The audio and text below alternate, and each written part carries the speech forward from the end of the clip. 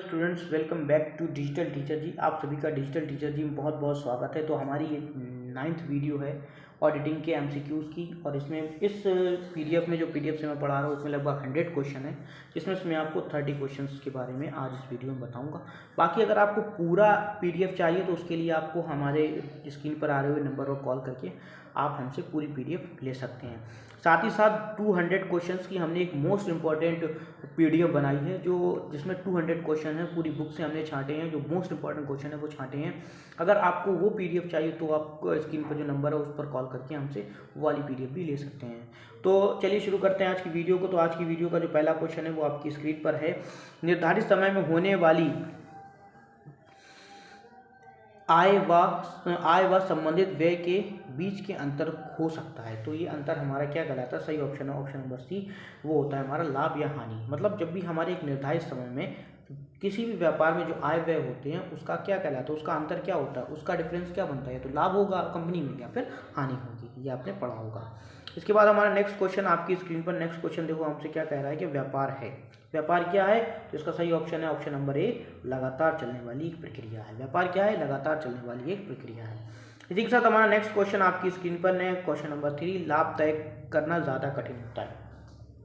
लाभ तय करना सबसे ज़्यादा कठिन होता है सीमित दायित्व वाली कंपनियों में। सीमित दायित्व वाली कंपनियों में लाभ सबसे ज़्यादा कठिन तरीके, मतलब सबसे ज़्यादा कठिन माना जाता है लाभ को तय करना। इसके बाद हमारा क्वेश्चन नंबर 4 आपकी स्क्रीन पर है। 4 नंबर क्या कह रहा है? कंपनी के लाभों में रुचि रखते हैं। कंपनी के लाभों में किस किस की रुचि होती है? तो वो अंश धारक की भी होती है, ऋण पत्र धारक की भी होती है, लेनदार की व कर्मचारियों की भी होती है। तो उपयुक्त सभी की रुचि होती है ये जानने के लिए कि कंपनी को लाभ हुआ है या हानि हुई है। इसी के साथ 5वां क्वेश्चन आपकी स्क्रीन पर दिखाई दे रहा होगा। 5वां क्वेश्चन हमसे क्या कह रहा है? 5वां क्वेश्चन कह रहा है लाभ का निर्धारण व्यवसाय के सामान्य सिद्धांत के आधार पर किया जाना चाहिए।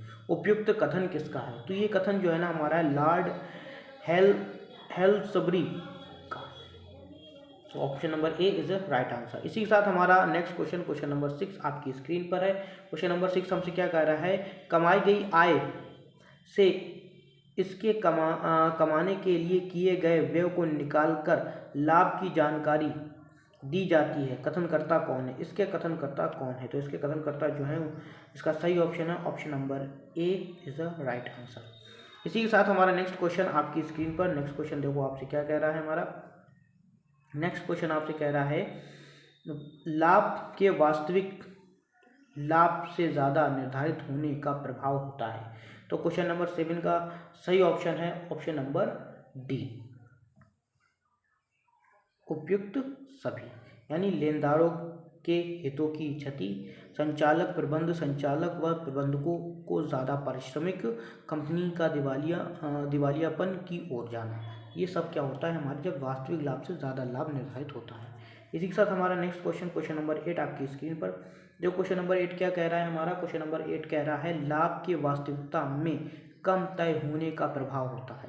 लाभ वास्तविक लाभ से कम अगर तय किया जाए तो क्या प्रभाव पड़ता है? अंश धारकों को लाभांश, बाजार में अंशों के मूल्य में गिरावट, गुप्त संचय में से कंपनी का अहित, और उपयुक्त सभी। तो इसका सही ऑप्शन है उपयुक्त सभी, ऑप्शन नंबर डी। इसी के साथ हमारा नेक्स्ट क्वेश्चन, क्वेश्चन नंबर 9 आपकी स्क्रीन पर।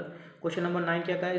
स्थायी संपत्तियों का मूल्यांकन किया जाता है। स्थायी संपत्तियों का मूल्यांकन किया जाता है। तो स्थायी संपत्तियों का मूल्यांकन आपको मालूम है क्या किससे किया जाता है? स्थायी संपत्तियों का मूल्यांकन किया जाता है लागत मूल्य और बाजार मूल्य दोनों में से जो कम होते हैं उस पर ही स्थायी संपत्तियों का मूल्यांकन किया जाता है। इसी के साथ हमारा 10 क्वेश्चन आपकी स्क्रीन पर। 10 क्वेश्चन देखो आपसे क्या कह रहा है? क्वेश्चन नंबर 10 हमारा कह रहा है अस्थायी संपत्तियों का मूल्यांकन होता है। अस्थायी संपत्तियों का मूल्यांकन किसका होता है? तो अस्थायी संपत्तियों का मूल्यांकन ही बाजार मूल्य और लागत में से जो कम होती है उस पर किया जाता है। Option number C is the right answer. इसी के साथ हमारे चलते हैं 11वें क्वेश्चन की तरफ। तो 11वां क्वेश्चन आपकी स्क्रीन पर। 11वां क्वेश्चन देखो आपसे क्या कह रहा है?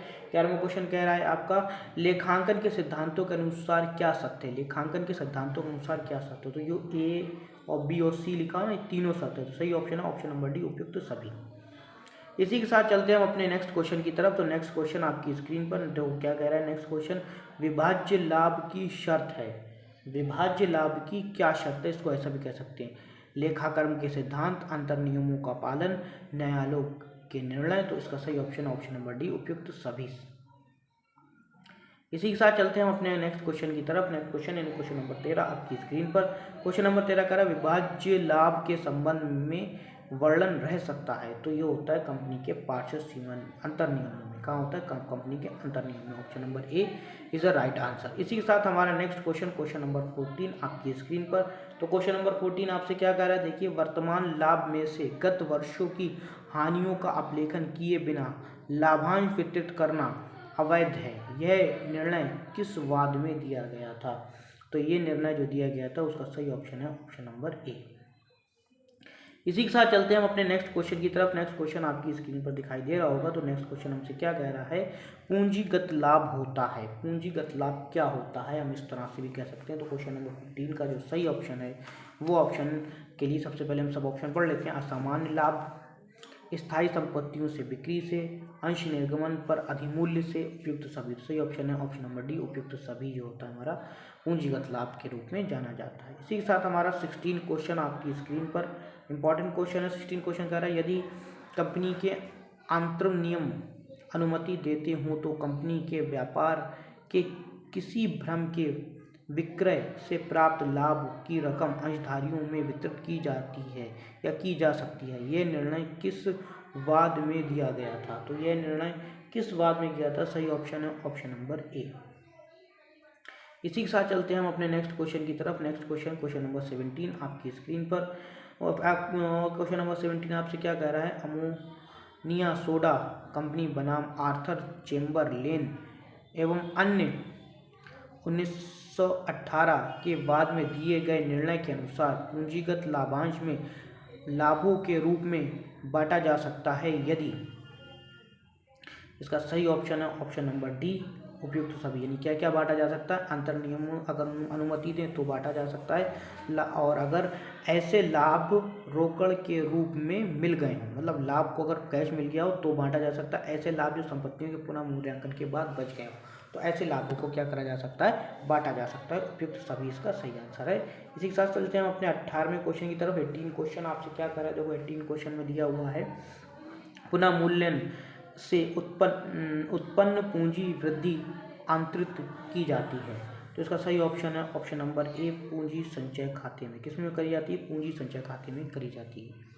इसी के साथ हमारा क्वेश्चन नंबर 19 आपकी स्क्रीन पर। क्वेश्चन नंबर 19 देखो आपसे क्या कह रहा है? क्वेश्चन नंबर 19 कह रहा है कंपनी पूंजीगत हानि की पूर्ति किए बिना ही वर्तमान लाभ की राशि में से लाभांश घोषित कर सकती है। यह निर्णय किस वाद में दिया गया है? तो यह निर्णय किस वाद में दिया गया है? तो ये निर्णय दिया गया है बोल्टन बनाम Natal and colonisation company limited 1892 में। उपयुक्त मतलब ऑप्शन नंबर बी जो है ना इज द राइट आंसर। इसी के साथ हमारे चलते हैं नेक्स्ट क्वेश्चन यानी क्वेश्चन नंबर 20 की तरफ। तो क्वेश्चन नंबर 20 देखो हमसे क्या कह रहा है? क्वेश्चन नंबर 20 कह रहा है कंपनी लाभांश घोषित कर सकती है। कंपनी लाभांश घोषित कर सकती है। तो इसका सही ऑप्शन है ऑप्शन नंबर ए, लाभ में से संचय की व्यवस्था करने के बाद कंपनी लाभांश की घोषणा कर सकती है। इसी के साथ चलते हैं अपने नेक्स्ट क्वेश्चन की तरफ। क्वेश्चन नंबर 21 आपकी स्क्रीन पर। कंपनी अधिनियम 2013 की धारा 123 के अनुसार यदि कंपनी को किसी वर्ष में अपर्याप्त लाभ हो तो वह गत वर्षों के संचय में से लाभांश घोषित कर सकती है। और इसका सही ऑप्शन है ऑप्शन नंबर सी, उपयुक्त ए बी दोनों। यानी केंद्रीय सरकार द्वारा बनाए गए नियमों का पालन करके या केंद्रीय सरकार की पूर्व स्वीकृति से क्या कर सकती है? वो लाभांश घोषित कर सकती है संचय में से। तो इसका सही ऑप्शन है option number C, A B दोनों। इसी के साथ चलते हैं हम अपने 22वें क्वेश्चन की तरफ। 22वां क्वेश्चन आपकी स्क्रीन पर दिखाई दे रहा होगा। तो देखो 22वां क्वेश्चन आपसे क्या कह रहा है? 22वां क्वेश्चन आपसे कह रहा है धारा 73 के अनुसार यदि कंपनी के जन निपेक्षों की वापसी में त्रुटि की हो तो वह क्या हो सकता है? तो इसका सही ऑप्शन है ऑप्शन नंबर बी, लाभांश घोषित नहीं कर सकती। ऐसी कंपनी लाभांश घोषित नहीं कर सकती। इसी के साथ चलते हैं अपने 23वें क्वेश्चन की तरफ। तो 23वां क्वेश्चन आपकी स्क्रीन पर। 23वां क्वेश्चन देखो आपसे क्या कह रहा है? आपकी स्क्रीन पर 23वां क्वेश्चन क्या कह रहा है? कंपनी लाभांश घोषित कर सकती है ऋण पत्रों से मिलने वाले लाभों से, केवल पूंजी लाभ से, स्वेच्छा किसी भी प्रकार की आय से। तो ऐसा किसी से नहीं कर सकती है। इसका सही ऑप्शन ऑप्शन नंबर डी, इनमें से कोई नहीं। इसी के साथ चलते हैं अपने नेक्स्ट क्वेश्चन की तरफ। क्वेश्चन नंबर 24 आपकी स्क्रीन पर। देखो क्वेश्चन नंबर 24 आपसे क्या कह रहा है? क्वेश्चन नंबर 24 कह रहा है कंपनी का विभाज्य लाभ है। कंपनी का विभाज्य लाभ किसे कहते हैं, हम इस क्वेश्चन को इस तरह भी पढ़ सकते हैं। तो इसका जो सही ऑप्शन है वो है ऑप्शन नंबर ए, आय का व्यय पर जब अधिवाक्य होता है, यानी आय ज़्यादा होती है और व्यय कम होता है, तो तभी इसी को क्या कहते हैं, कंपनी के विभाज्य लाभ के रूप में जानते हैं। इसी के साथ हमारा 25वां क्वेश्चन आपकी स्क्रीन पर 25वां क्वेश्चन आपको दिखाई दे रहा होगा। 25वां क्वेश्चन हमसे क्या कह रहा है, पूंजी लाभ बांटे जा सकते हैं, पूंजी के लाभ को बांटा जा सकता है अंतर नियम द्वारा अनुमति प्राप्त होने पर संपत्तियों के पुनर्मूल्यांकन के बाद जो शेष बचता है उसमें पूंजीगत हानि हेतु व्यवस्था करने के बाद। तो उपयुक्त सभी, इसका सही ऑप्शन है ऑप्शन नंबर डी, उपयुक्त सभी। मतलब इन सभी में से कोई भी एक अगर हमारी का कार्य कर रहा है, कोई एक नियम हम मानकर कर सकते हैं। मतलब या तो हम अंतर नियमों की अनुमति मिल जाए हमें, या संपत्तियों के पूरा मूल्यांकन पर जो शेष बचे उसमें से, या पूंजी हानि, पूंजीगत जो हानि होती है उसकी व्यवस्था करने के बाद हम क्या कर सकते हैं, लाभ को बांट सकते हैं, पूंजी लाभ को बांट सकते हैं। तो उसका सही ऑप्शन है ऑप्शन नंबर डी, उपयुक्त सभी।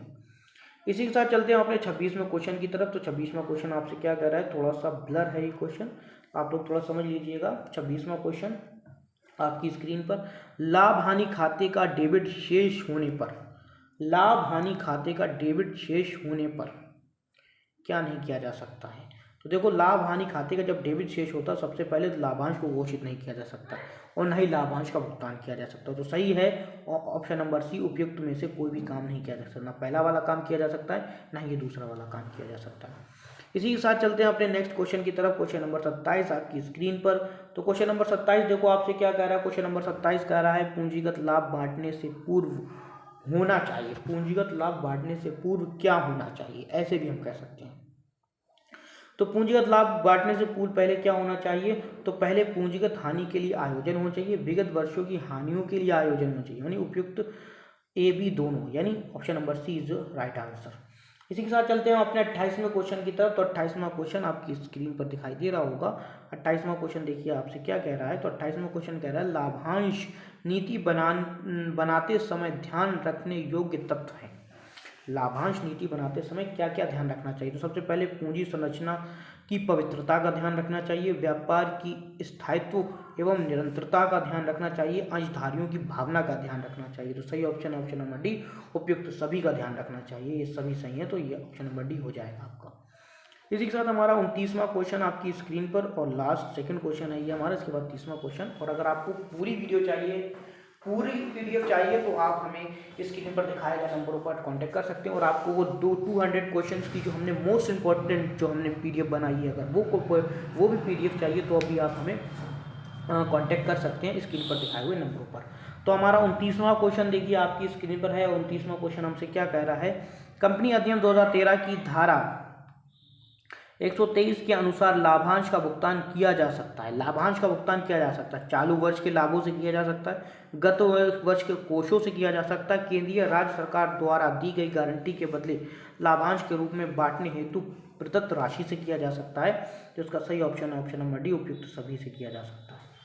इसी के साथ चलते हैं अपने आज के लास्ट क्वेश्चन की तरफ। तो हमारा जो आज का लास्ट क्वेश्चन है क्वेश्चन नंबर 30 आपकी स्क्रीन पर। क्वेश्चन नंबर 30 क्या कर रहा है, चालू वर्ष में लाभों से आशय है। चालू वर्ष में जो लाभ होते हैं उससे क्या आशय, चालू वर्ष में जो लाभ होते हैं उससे आशय कर के पश्चात जो लाभ होते हैं उन्हें क्या कहा जाता है, चालू वर्ष का लाभ कहा जाता है। तो option number A is right answer. इसी के साथ हम मिलते हैं अपनी नेक्स्ट वीडियो में, तब तक के लिए जय हिंद जय भारत। आप लोग पढ़ते रहिए और हाँ, अगर आप लोगों को 200 क्वेश्चन MCQs की जो मोस्ट इंपॉर्टेंट पीडीएफ है वो चाहिए तो उसके पर आप जो नंबर आ रहा है उस पर कॉल करके आप हमसे वो पीडीएफ ले सकते हैं।